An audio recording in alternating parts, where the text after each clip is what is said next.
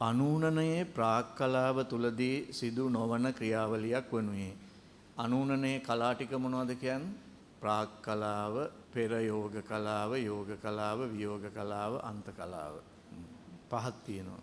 ක්‍රොමැටින් තන්තු කෙටිවීම සහ ඝනකම් වීම, න්‍යෂ්ටිකාව අතුරුදහන් වීම, න්‍යෂ්ටි ආවරණය බිඳ වැටීම, කොහෙසීන් මගින් සහෝදර වර්ණ දේහාංශ එකිනෙකට බඳ ලබා ගැනීම, කේන්ද්‍ර දේහ සෛලයේ ප්‍රතිවිරුද්ධ ද්‍රව වෙත ගමන් කිරීම.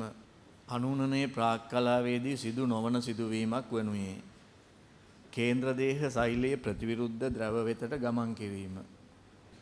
කේන්ද්‍ර දේහ සෛලයේ ප්‍රතිවිරුද්ධ ද්‍රව වෙතට ගමන් කිරීම ආරම්භ වෙනවා G2 අවධියේදී. හරි. ඒ කියන්නේ කේන්ද්‍ර දේහ හැදෙන්නේ නැත්නම් කේන්ද්‍ර දේහ ප්‍රතිවලිත වෙලා කේන්ද්‍ර දේහ දෙකක් හැදෙන්නේ G2 වලදී. G2 වලදීම ගමන් කිරීම ආරම්භ වෙනවා. හැබැයි ඒ ගමන් කිරීම ආරම්භ වුණාට ඔන්නෝම පොඩි තැනක ඇඳලා තියෙන්නේ. ඊට පස්සේ ප්‍රාක් කලාවේදී තමයි ඒක මෙහෙම දෙපැත්තට යන්නේ. හරිද? ඔව්. එක පාට බැලුවාම හිතෙන්නේ කේන්ද්‍ර දේහ ප්‍රතිවිරුද්ධ ද්‍රව වෙතට ගමන් කිරීම වැරදි නේද කියලා. නෑ. ඒක හරි. හැබැයි මෙහෙම දෙයක් තියෙනවා. කේන්ද්‍ර දේහ දෙක නිපදවලා ඒ දෙක එකිනෙකාගෙන් ඈත් වෙන්න පටන් ගන්න G2 වලදී. ඊට පස්සේ ප්‍රාක් කලාවෙන් ප්‍රාක් කලාවේ තමයි මෙහෙම යන්නේ. හරි? ඔව්.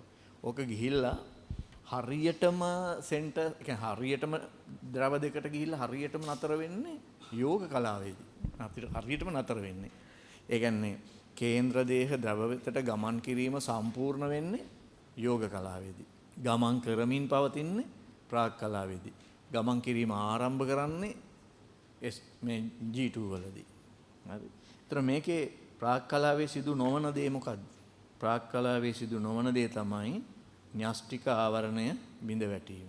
හැබැයි පුතෝ ඕක වරදින්න පුළුවන්. ඉතාලම හොඳින් මේක වරදින්න පුළුවන් විභාගෙදී.